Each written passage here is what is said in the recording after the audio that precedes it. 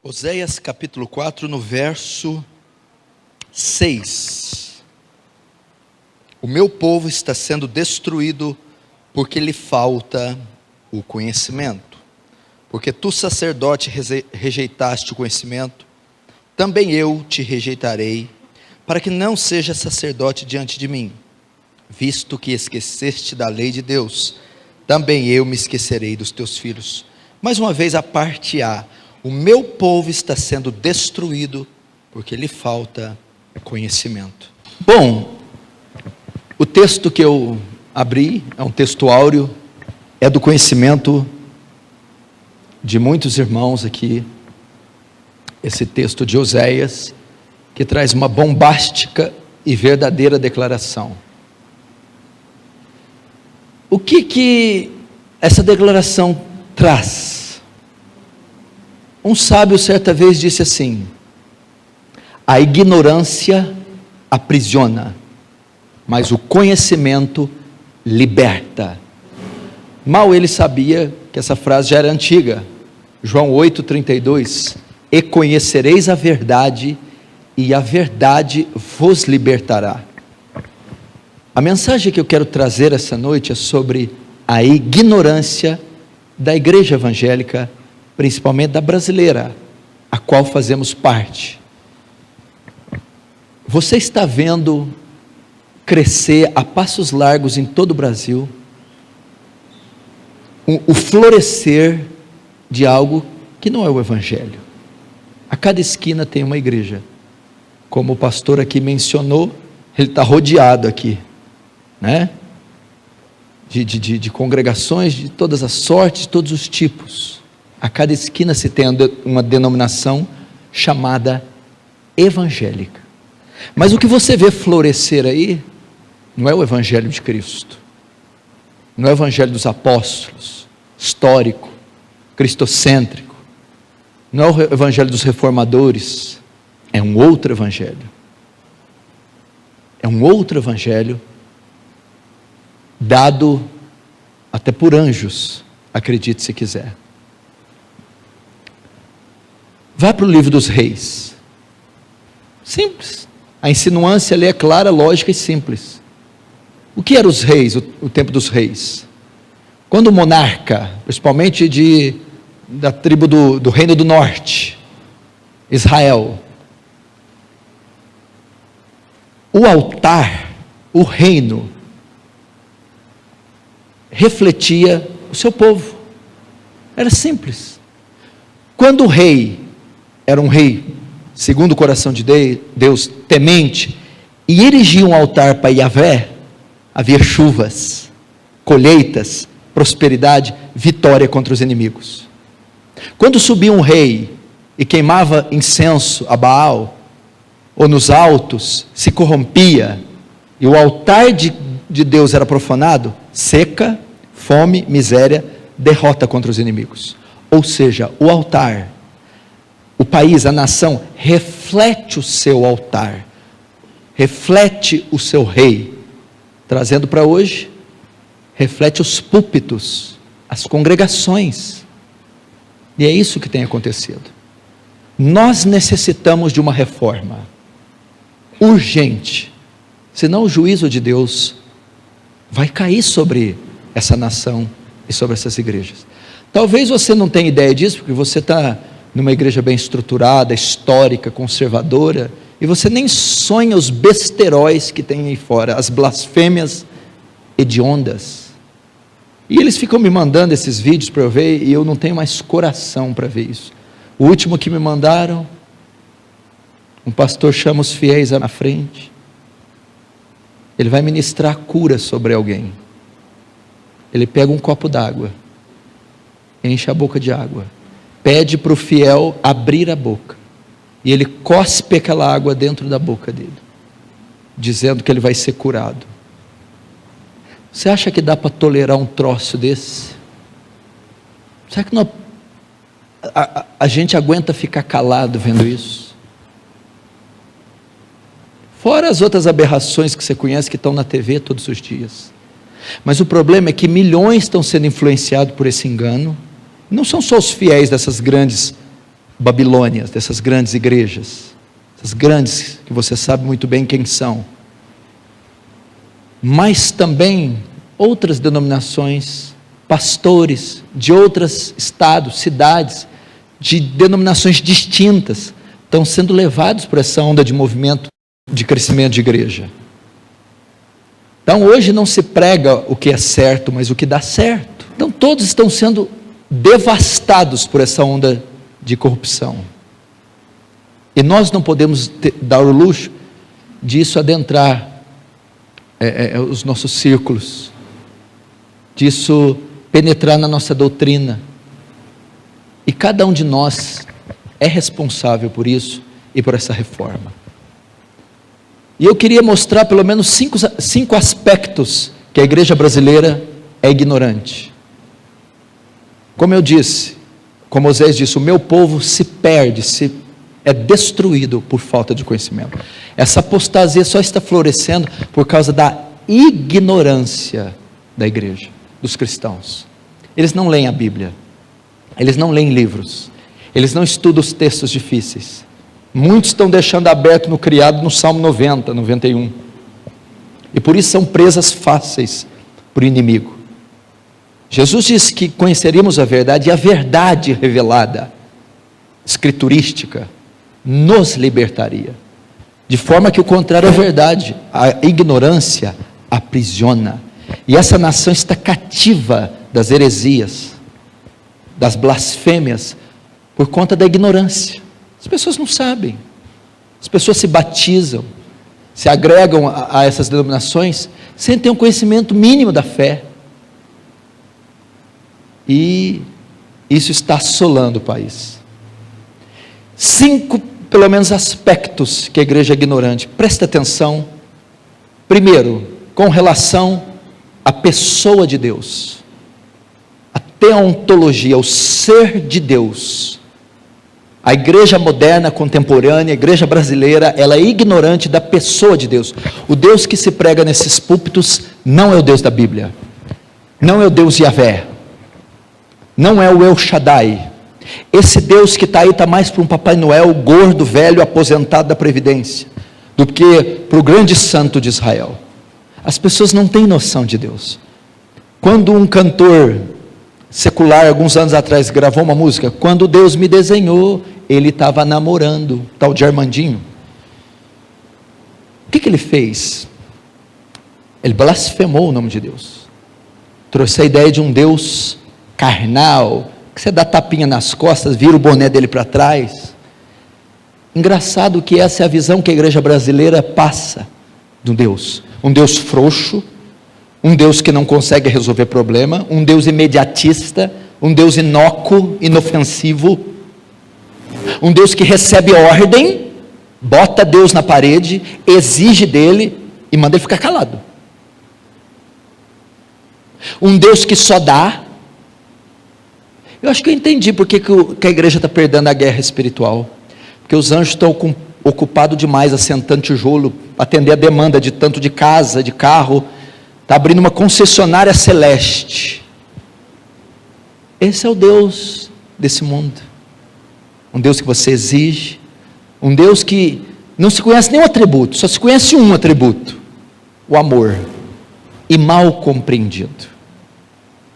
Domingo, na igreja brasileira, o que ela comete é uma idolatria. Porque ela não adora o Deus das Escrituras. Segundo a Reis diz, o meu povo fez para si ídolos. A igreja brasileira fez um Deus com a sua mente, fez o Deus que ela quer, um Deus que atende seus gostos, um Deus palatável, um Deus triunfalista, que só dá vitória, bênção e vitória. E ela pensa que ergue as mãos nos domingos e adora o Santo de Israel, mas ela não adora. Esse não é o Deus das Escrituras. Você sabe o que é os atributos de Deus? 99% das igrejas do Brasil nunca estudaram os atributos de Deus. É uma das doutrinas mais impressionantes. A teologia foi chamada a rainha das ciências em um tempo. E dentro da teologia, o ensino mais lindo era o ensino do ser de Deus. Eu estou fazendo uma série expositiva em nossa igreja do Evangelho. Depois que eu terminar, eu quero fazer 1 ano ensinando os atributos. Atributo por atributo, domingo após domingo. O que é atributo? São qualidades que Deus arroga para si. Características que Deus arroga para si. Atributos: onipotência, onisciência, onipresença, justiça, santidade. Você já ouviu falar na onipotência de Deus? O que é onipotência? Deus tem todo o poder. O que significa Deus tem todo o poder? Ter todo o poder significa que não há nada que Ele não possa fazer. Ele tem todo o poder. Só o ser humano, por exemplo, tem 60 trilhões de células. Cada célula tem uma fita DNA de 1,72 m. Só o ser humano. Se você amarrar uma fita DNA na outra, você dá várias voltas ao redor do mundo, com os metros de fita. Esse é o Deus Todo-Poderoso. O universo tem mais ou menos 90 bilhões de anos-luz. Significa que se você pegar uma nave espacial de uma ponta do universo até na outra, a velocidade da luz, 360 mil quilômetros por segundo, você vai demorar 90 bilhões de anos para chegar na outra ponta, aproximadamente. A Bíblia diz que Deus mede os céus a palmos. 2 palminhos de Deus deram os 90 bilhões. Você sabe quantos litros de água existem no mundo? Eu não tenho ideia, né? Você conhece milhão, né? Existe litros de água: 1 milhão, 1 bilhão, 1 trilhão, 1 quatrilhão, 1 quintilhão, 1 sextilhão, 1 septilhão, 1 octilhão. 1 octilhão de litros d'água existe no mundo, aproximadamente. O que isso tem a ver com a onipotência de Deus? Isaías 40 diz que Deus coloca os mares na concha da mão. Quando eu estava estudando isso, eu estava aqui escrevendo na minha mesa, e do lado estava o banheiro. Eu abri a torneira e falei, vou ver quantas gotas d'água cabem na minha mão. 1, 2, 3. A minha mão se encheu com 37 gotas d'água. Significa que o Oceano Atlântico, Índico, Pacífico, 1 octilhão de litros d'água são para Deus como 37 gotas de água. Esse é o Todo-Poderoso de Jacó. É esse que eu quero crer, não é esse falsificado aí fora, não. Ele é onipotente. A Bíblia diz também que Ele é onisciente. Vamos pegar a onisciência de Deus aqui. Você já ouviu falar da ameba? É um ser, é um protozoário unicelular, uma coisa que não presta para nada. Só o código genético de uma ameba você preenche 1000 vezes a enciclopédia britânica. Só o código genético de uma ameba. Dá 4 bilhões de palavras no código genético de uma ameba. Quem calculou isso? O Deus que tudo sabe, o onisciente Deus, o Deus das Escrituras. Você sabia que a Lua tem uma distância de 83 mil quilômetros da Terra? Se essa distância fosse dobrada, haveria 3 marés por dia na Terra, que cobririam a Terra durante o dia, matando toda a vida animal e vegetal. Quem colocou a Terra aonde ela está? Quem calculou que lá daria certo? Darwin, o onisciente Deus. Você conhece o movimento de rotação e translação, né? Rotação, o movimento que a Terra faz em volta do próprio eixo, e a rotação, o que ela faz em volta do Sol. Se você diminuísse o tempo de rotação 1/10, os dias seriam 100 vezes mais longos. Mas por que ela roda na velocidade que ela roda? Quem calculou a distância, a velocidade, de forma harmônica e perfeita, para que convivamos aqui em perfeita harmonia?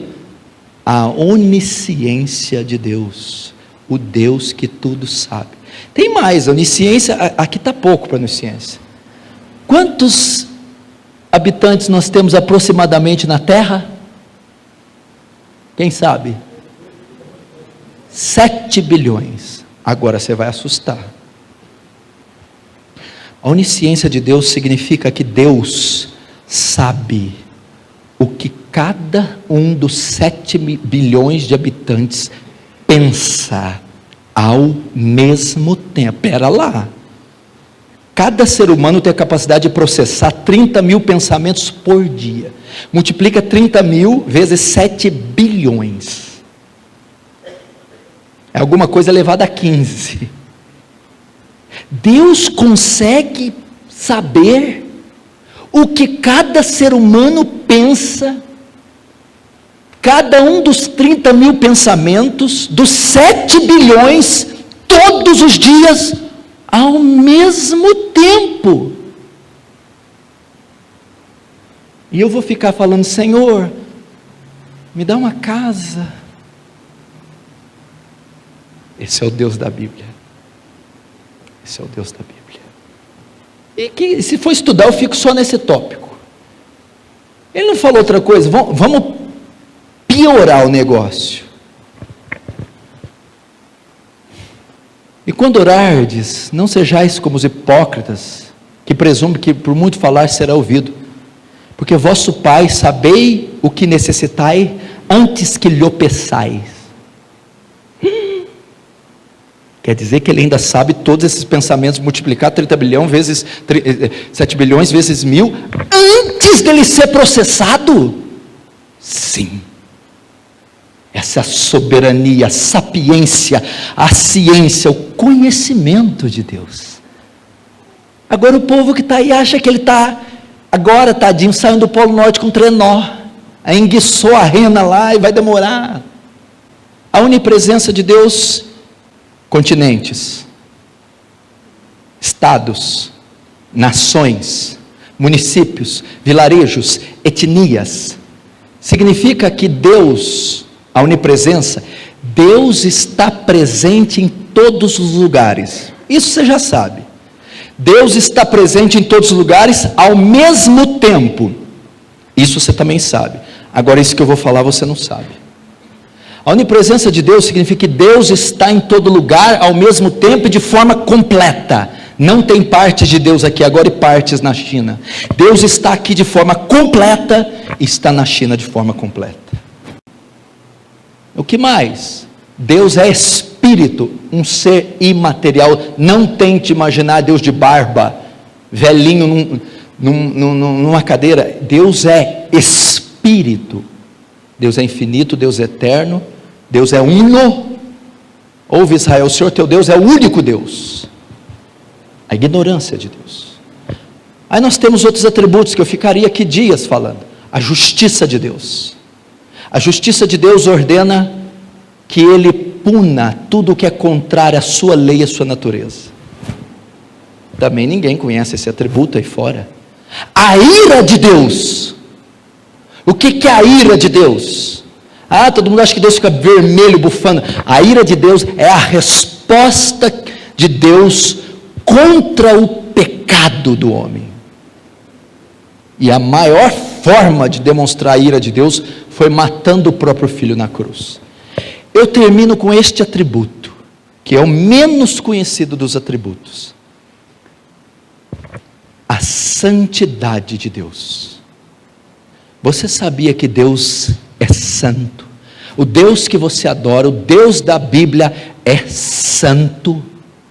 O que é a santidade de Deus?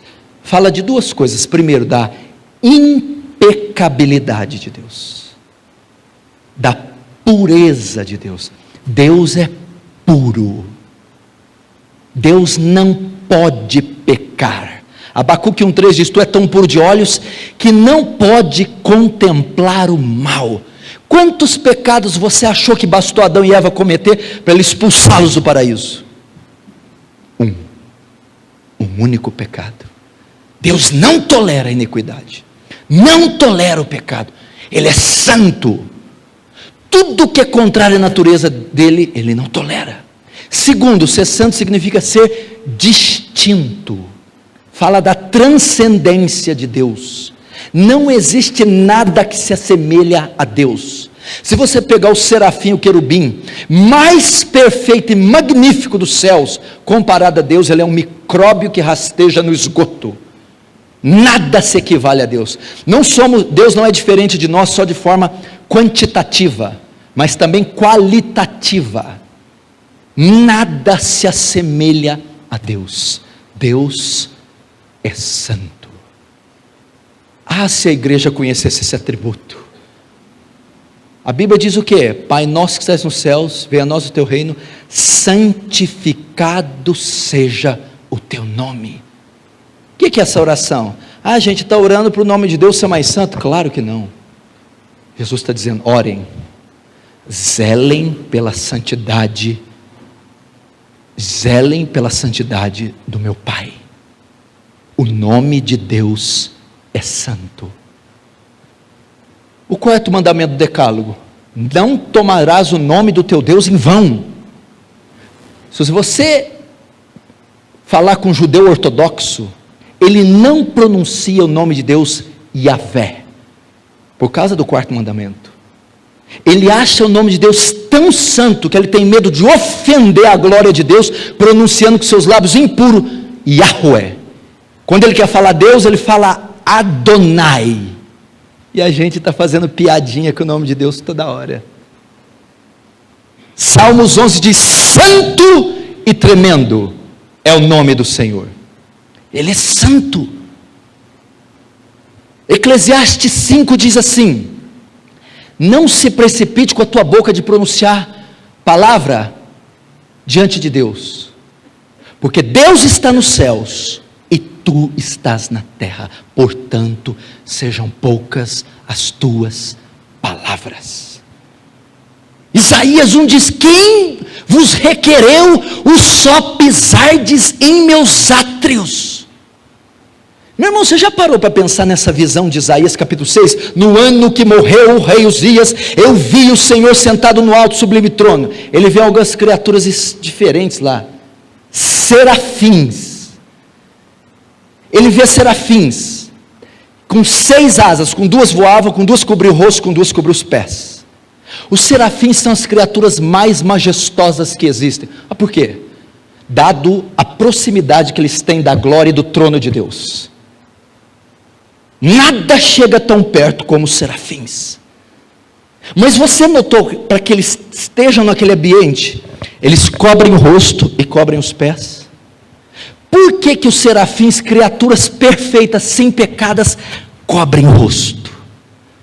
Porque aquele que está sentado no trono é santo. E ele é tão santo, tão puro. A radiação de santidade que emana daquele lugar é tão grande, que aqueles serafins não podem olhar. Então eles cobrem o rosto. Porque se eles verem a glória de Deus, eles são dizimados. Então, de vergonha, eles cobrem o rosto. E por que eles cobrem os pés? Lembra quando Moisés tirou a sandália? Aqui é terra santa. Aquele lugar onde está o trono de Deus é tão santo, que não pode sequer ser pisado por qualquer criatura. Nadab e Abiú foram brincar com Deus, Deus os matou, e ele falou, Moisés para Arão, serei santificado entre o meu povo, através daqueles que se achegarem a mim. Deus é santo. Toda vez que você orar, lembre-se que você está orando a um Deus santo. Toda vez que você ministrar, lembre-se, você está ministrando a um Deus santo. Toda vez que você abrir a boca, pronunciar o nome dele, tenha em mente, o nome dele é santo. Lembra de Uzá? Davi todo alegre trazendo a arca de novo dos filisteus de Querite Jearim. Aí os guias estão ali com a arca, os bois tropeçam, a arca vai cair. Uzá, tão bonzinho, foi segurar a arca para ela não cair. Quando ele toca na arca, Deus o mata. Por quê? Porque aquela mão impura não podia tocar na arca. Deus é santo. Talvez Uzá julgou que a mão dele era menos impura que o chão. Deus o matou. Ser santo significa que Deus deve ser reverenciado, temido, adorado. Não é esse Deus que você dá tapinha nas costas, põe na parede. Ele é santo. A nação brasileira precisa voltar, a igreja brasileira precisa voltar ao estudo dos atributos de Deus, para dar honra a Ele de forma plena. Segundo aspecto que a igreja é ignorante. Primeiro, no conceito do ser de Deus, teontologia. Segundo, com relação ao culto. Meu Deus do céu, o que está acontecendo com os cultos? Os puritanos tinham algo que chamava princípio regulador do culto. Aquilo que regula. Baseado no quê? Era o princípio regulador do culto. No sola escritura. Como assim? Só pode fazer parte do culto, só é considerado elemento de culto aquilo que Deus prescreveu, revelou na sua palavra. O que nós temos hoje? Vale qualquer coisa, o que importa é encher. Primeiro, meu irmão, o culto é para Deus. A ignorância do culto hoje, da igreja com relação ao culto, é que o culto é antropocêntrico. Os pastores ficam a semana inteira se descabelando, vendo como podem fazer um culto para agradar o homem. Chega o dia da mensagem e dá até gastrite nele, que ele fica, o que será que eles vão gostar? Ele fica tentando, se descabelando, para preparar um esboço de sermão, em como motivar, agradar o homem. O culto contemporâneo gira em torno do homem. Os louvores, as letras giram em torno do homem. A mensagem gira em torno do homem. Até a liturgia é para agradar o homem. Às vezes convida para pregar, pastor, não fala de adultério aqui não, tá? Porque tem uma meia dúzia aí de bacana adulterando, tá bom. Não fala de fornicação também, não, tá? Porque os filhos dos bacanas estão com... tá. Pastor, não fala também. Mas não pode falar nada. Não fala nada dessa igreja. Não, o senhor pode falar de muçulmano, não tem nenhum lá na igreja.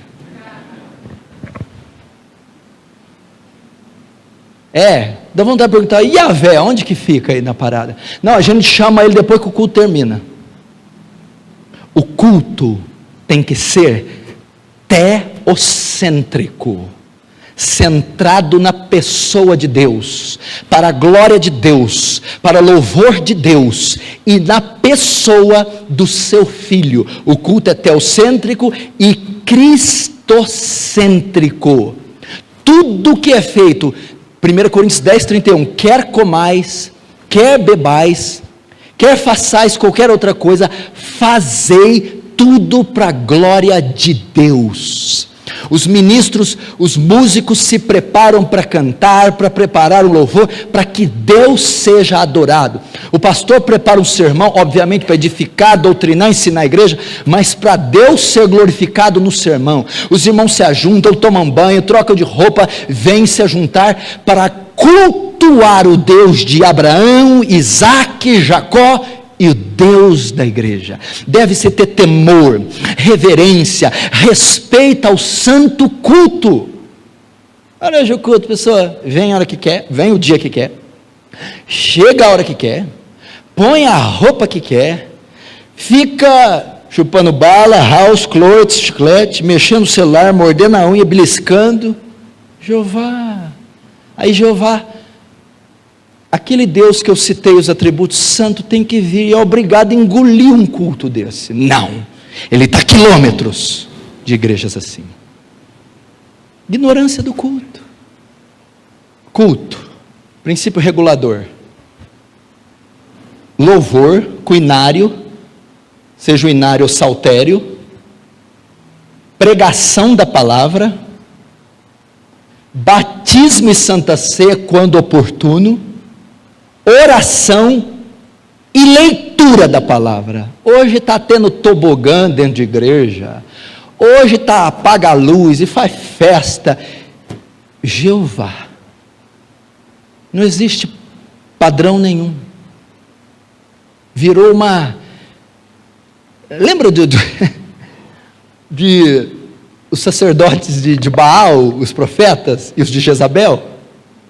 Eles começaram a se cortar e pular. Eles estavam diante do altar de Deus, que Acabe e Jezabel erigiu.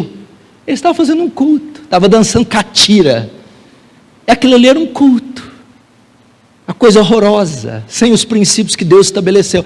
Eles estão dançando catira, estão rodando a baiana literalmente. E o Santo Trino Deus não está sendo adorado. O culto é para Deus, a glória é para Deus. Ordem, decência, pudor, respeito, reverência, temor, e dentro de tudo que Ele preparou, ordenou na santíssima palavra. Primeiro modelo de culto que você vê na Bíblia qual que é? Abel e Caim. Um ofereceu de um jeito ou de outro, um Deus se agradou, outro Deus não se agradou. Caim estava de acordo com o que Deus ordenava, e principalmente o seu coração era reverente, de sorte que Caim, além de corrupto, não fez o melhor. E muita gente, felizmente, tem feito isso. Irmão, Deus está no seu santo templo, cale-se diante dele, terra. É assim que nós devemos ir para a igreja, com temor. Temor de um Deus santo, maravilhoso. Lá na nossa igreja, se você for no culto lá, provavelmente jovem não vai gostar. É só coisa antiga, hino antigo, canção antiga, livro antigo. Não estamos ficando antiquado, museu. Mas a gente está resgatando aquelas coisas gloriosas que se perderam. Terceiro aspecto, deixa eu olhar o relógio ali, até meia-noite, tá bom? Terceiro aspecto, primeiro, ignorância quanto ao ser de Deus, coma os atributos de Deus. Você quer saber onde está? 70% no livro de Salmos, está lá, pode estudar, o ser de Deus, está lá. Jó tem bastante coisa, estuda, fica ali, vai com uma lupa, igual aquele diamante, rapaz, pedra preciosa, guarda aqui, anota ali, fica ali dias, meses, se debruça nos atributos. Segundo, ignorância quanto ao culto. Quando amarrar o cadarço do sapato, a mulher estiver pondo lá o escarpão, lembra, Deus é santo, o culto é para Ele, para a glória dEle, para a honra dEle. Então eu vou chegar um pouquinho mais cedo, já ficar em espírito de oração, com temor e reverência, para adorá-lo. Terceiro aspecto, esse aqui então, papai, a ignorância quanto ao louvor e adoração. O que está acontecendo com louvor e adoração contemporânea? Os ímpios estão vendo, estão fazendo assim, os ímpios estão de queixo caído, está escandalizando até ímpio. O ímpio quando, rapaz, nem eu inventei essa jossa. Louvor, eu não sei nem como classificar o que está acontecendo, o showbiz gospel, essa palavra gospel então, gospel, sabe? Quando você ouve gospel, sai correndo que não presta, não porque a palavra em si, mas pelo que fizeram com ela. O que é louvor? A palavra louvor no hebraico quer dizer elogio. Elogiar quem? Você é que não é. Elogiar Deus. Presta atenção, louvor e adoração é o meio principal que Deus escolheu para receber glória para si. Ok? Louvor e adoração é o meio principal, ordinário, que que Deus escolheu para receber glória para si. Logo, o louvor, como deve ser o louvor? Vamos lá. O que é o livro dos Salmos? Salmos é o inário de Israel. Então aqueles 150 salmos eram 150 hinos. Isso mesmo. Qual é o carro-chefe da teologia dos salmos? Qual é o teor dos salmos? Os salmos falam dos atributos de Deus. Quem Deus é e o que Deus faz. Está lá. Grande é o Senhor, mundigo de ser louvado. Grandes são suas obras. Está cheio. Logo, o modelo de louvor é tirado dos salmos. Logo, o louvor deve ser centrado na pessoa de Deus. Louvores teocêntricos. O louvor deve cantar quem Deus é e o que Deus faz. O louvor exalta Deus. O louvor exalta os atributos de Deus. E o louvor exalta as obras de Deus. Aí os ministros ficam, tira o pé do chão, adora, vai, e a igreja lá. O que leva alguém a adorar? Ó Rei das Nações, quem não te temerá? Quem não glorificará o teu nome? Pois só tu és santo. Quando você ensina para a igreja quem Deus é, justiça, onipotência, juízo, graça, misericórdia e santidade, eles espontaneamente louvam. Quem não te louvará? Pois só tu és santo. É impossível quando alguém se depara com a doutrina do ser de Deus não adorá-lo.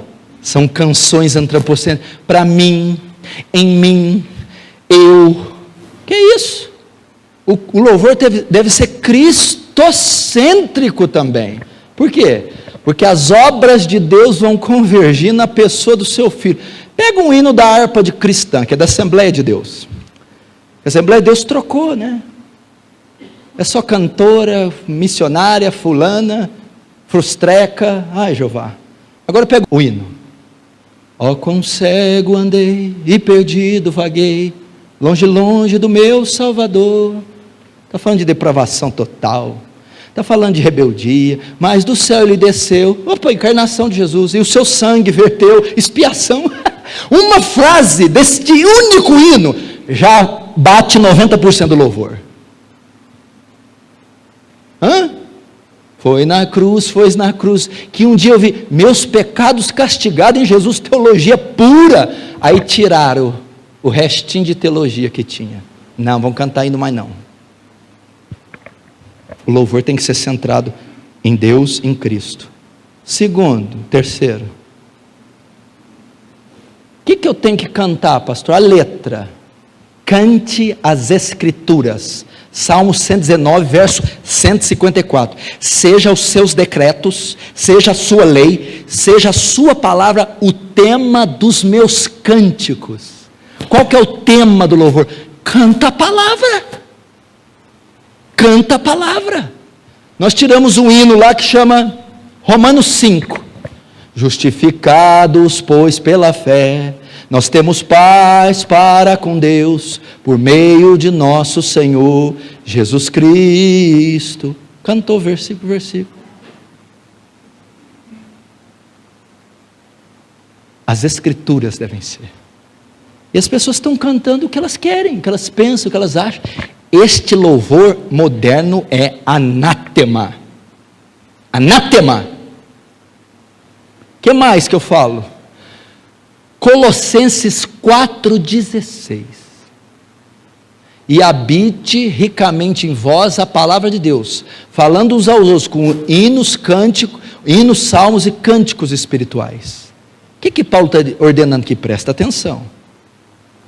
A igreja de Colossos estava sendo assediada por uma doutrina nociva da época, gnosticismo. Palavra gnosis, do verbo gnosco, conhecer, conhecimento. O gnosticismo negava a divindade de Jesus. Sabe o que Paulo falou? Habite ricamente em vós a palavra, e admoestando uns aos outros com hinos, cânticos espirituais. Sabe o que Paulo falou? Ensina doutrina para a igreja de Colossos através do louvor. É aqui, né? Do louvor. Coisa linda, né? Por quê, Paulo? Porque o louvor é uma maneira mais fácil de memorização. As pessoas aprendem. Então, qual deve ser o tema do louvor bíblico? Doutrina, ensina o evangelho através de música, justificação pela fé através de música, ensina atributos de Deus através de música. Você está doutrinando a igreja através da música. Agora, como é que você vai doutrinar alguém que tem sabor de mel? Aquela música, além de ensina vingança. Você vai ensinar uma congregação a ser mesquinha, vingativa e mundana com a música daquela. Eu não sei se canta aqui, eu posso estar falando aqui, meu Deus, mas eu acho que não canta não. O louvor deve ser assim. Quarto, isso é braba também, ignorância quanto ao evangelho. Se eu der uma folha para cada um aqui e falar, escreva para mim 30 linhas sobre o que é o evangelho. O que é o evangelho? Jesus te ama. Ele tem um plano maravilhoso na sua vida. Está com caroço? Vem para a minha igreja. Vai sair. Está doente? Vem para a igreja. Jesus cura. Está encalhada, filha? Vamos fazer uma corrente. O desencalho de Jesus. Isso aí é o evangelho. Isso aí é o evangelho. E depois no final, Jesus morreu, o Senhor Salvador morreu na cruz por você, aleluia. Estão substituindo a maior mensagem de todos os tempos, a maior mensagem das Escrituras, por uma falsificação barata e grotesca, que atrai bodes e não ovelhas, que faz joio e não trigo. Esse não é o evangelho do Senhor Jesus Cristo. Um evangelho triunfalista, um evangelho carnal, um evangelho de vitória. Presta atenção, a isca para trazer o pecador não é mais a redenção conquistada na cruz. A isca é a necessidade carnal dele. Esse é o evangelho. Está devendo? Vem para a igreja. Está doente? Vem para a igreja. O método é carnal e ele atrai pessoas carnais. Não tem ninguém indo na igreja porque ama a Deus, porque teve convicção do pecado, porque está crescendo em santidade. Estão indo atrás da cura, da prosperidade, atrás da paz interior. Isso não é o evangelho. O que é o evangelho então? O evangelho é a gloriosa, boa notícia que diz de um Deus santo e justo, que salva pecadores injustos, através da morte e ressurreição do seu Filho.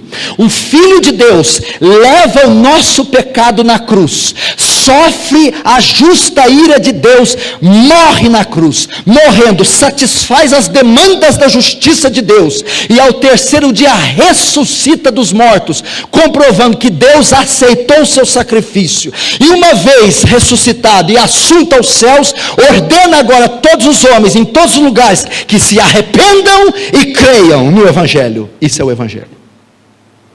Isso é o glorioso evangelho. Não tem nada a ver com a nossa melhor vida na terra. Esse é o evangelho do arrependimento, da fé. Tem coisa mais linda? Poxa, eu ser atraído por uma igreja porque vai curar um caroço, é uma coisa muito pobre, e eu sei que Deus pode curar através de oração, a oração da fé.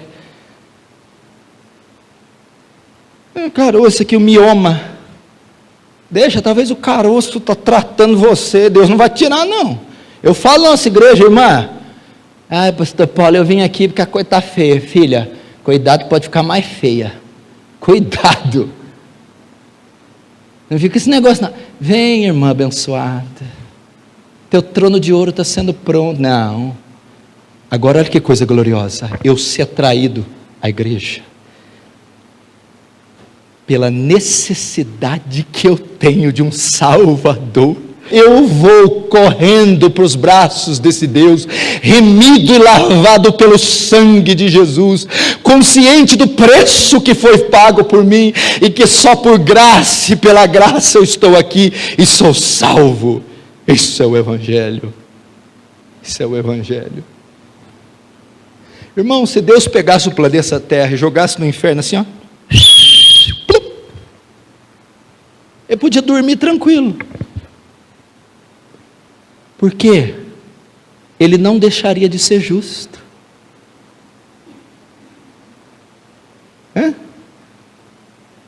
Agora, por causa do seu amor, da sua soberania, Ele salva, Ele elege. Mas espera aí, Ele não salva por salvar, não. Porque se o assassino da tua família, serial killer, isso não vai acontecer, misericórdia. Vai lá e mata a tua família. E confessa, fui eu. No julgamento dele, o juiz, eu sou bom, amoroso, pode sair. Esse juiz é justo? Não vale nada, é injusto. Deus também não pode abrir o inferno e soltar pecadores. Ele seria injusto. Como Deus justifica um pecador? Salva, perdoa, sem deixar de ser justo? A resposta está no seu Filho. O Filho, quando leva o nosso pecado, Deus lança a ira dele, satisfaz as exigências da lei, da sua justiça, matando o próprio Filho. Assim Ele pode nos justificar, ser justo e justificador. Esse é o glorioso Evangelho. Esse é o poderoso Evangelho. Agora liga lá naquela TV, aquele que fala baixinho assim, vem cá, conta a benção. Isso, palmas para Jesus. Não tem Evangelho. Último, e eu termino. Essa eu estou pegando pesado na nossa igreja. Ignorância com relação à família. Meu Deus do céu, presta atenção no que eu vou te falar aqui. Deixa eu ver aqui se eu trouxe alguns dados aqui. Rapidinho, não fique bravo comigo se eu passar da hora não. Quando eu passo é coisa de 50 minutos, é bobagem. Aqui. Presta atenção. Vamos ver por onde eu começo.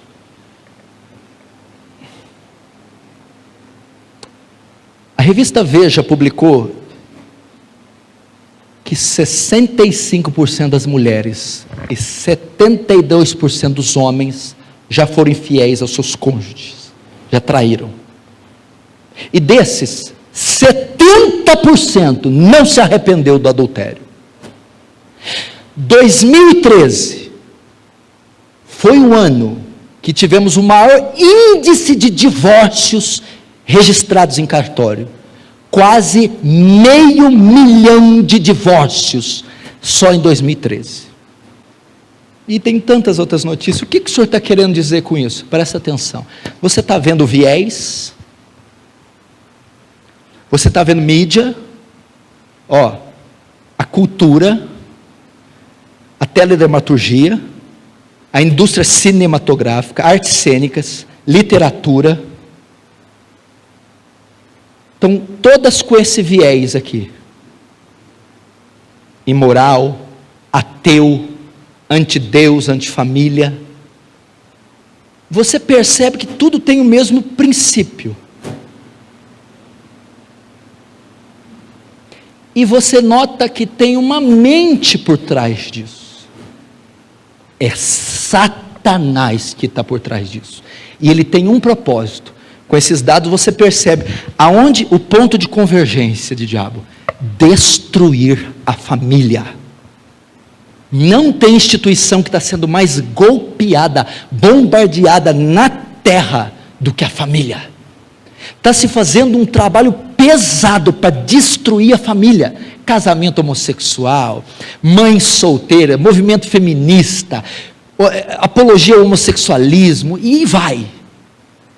Daqui um dia você vai entrar num restaurante de mão dada com sua esposa, você vai ser discriminado. Lá é hétero. Eles estão pegando pesado com a família, irmão. Você manda um filho para a escola, ele volta desconstruído, descaracterizado, toda a educação que você dá vai se perverter. Cuidado! Então o alvo é a família. Por que a família? Satanás é inteligente, a família é o principal órgão o principal órgão que forma a sociedade. É a célula máter da sociedade. Se você tem uma família fraca, tem um Estado fraco, uma nação fraca, uma igreja fraca. A igreja é a estrutura principal, a célula principal de qualquer instituição. Uma vez que você fragmenta, divide, corrompe a família, você aniquila a sociedade. Todas as civilizações estão sustentadas nesse tripé: o macho, a fêmea e a sua descendência, seus filhos. E o diabo quer destruir esses valores judaico-cristãos e quer implantar uma ideologia marxista, comunista, ateísta e perverter tudo, e isso está entrando dentro da igreja. E qual que é a ignorância da igreja com relação à família? A mãe e o pai, o marido e a esposa, estão perdidos com relação aos seus papéis. A família está indo à bancarrota, está de pernas por ar. É assim, você chega lá em casa, filho trancado no quarto com fone, internet, videogame. Mãe na cozinha, pai na sala vendo futebol com um prato de comida desse tamanho. Ninguém interfere o perímetro do outro, uma divisão dentro do lar. Moleque sai do quarto, dá a chave do carro, R$200, ai, quem você vai? Cala a boca, que hora que você vai? Não sei. Aí vem ela com o avental, meu amor, tô vendo Corinthians. Você é corintiano ainda, coitado? Vamos orar, irmão.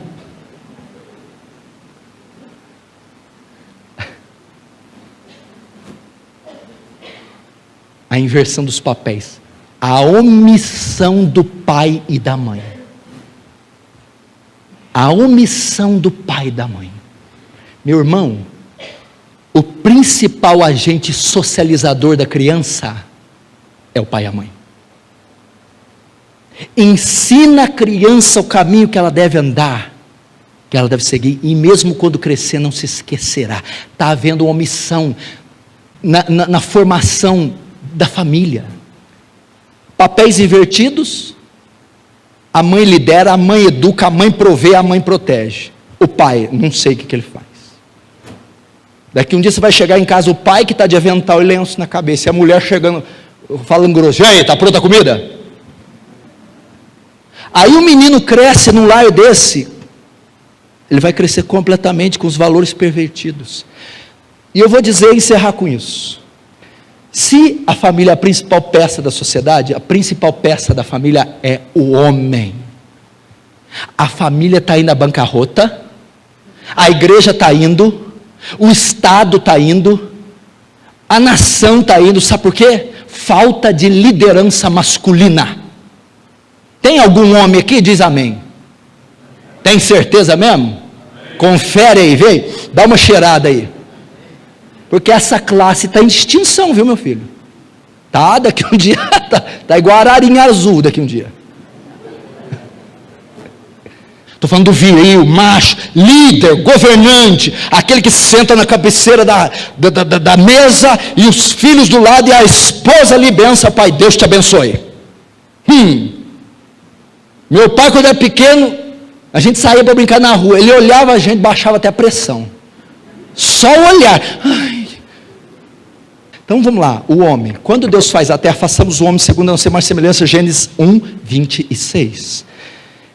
Aí ele dá o governo da terra para o homem. Ide, dominai, frutificai, governai. Faz a mulher para ser semeadora.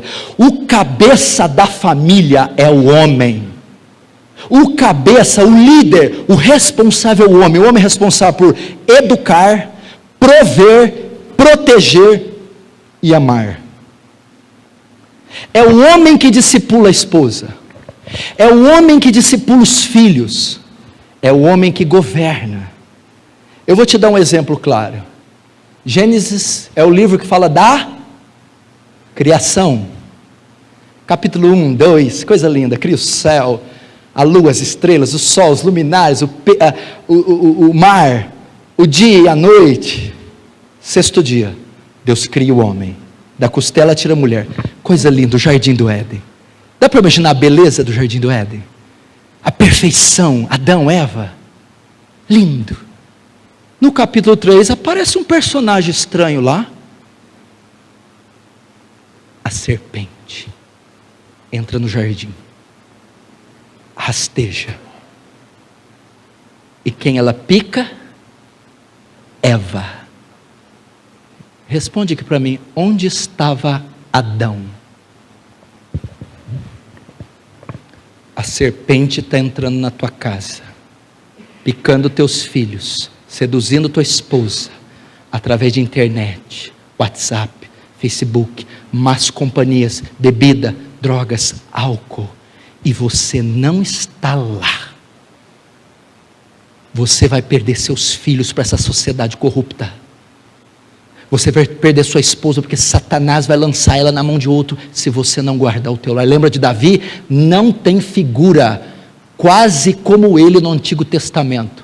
Davi, líder militar, chefe de estado, monarca, escritor, poeta, guerreiro, fenômeno, uma sumidade. Como pai, um horror. Como marido, um horror. Nem o sucesso compensa o fracasso da família. Olha o que teve na casa de Davi: incesto, estupro. Aminon estuprou Tamar. Assassinato, Absalão mata Aminon. Absalão tenta um golpe de estado com o pai, tenta tirar o trono do pai. Absalão é morto por Joabe. Adonias morto por Salomão. Olha a bagunça. Os primeiros discipuladores dos filhos não é escola dominical, não é presbítero, não é pastor, não é missionário, são os pais. O pai. Há uma ignorância, porque o homem tem que ser o provedor, o protetor. O homem tem que ser o educador da mulher e dos filhos. Ele é o líder, ele é o governante. Ah, pastor, eu não sei. Esdras 7:10.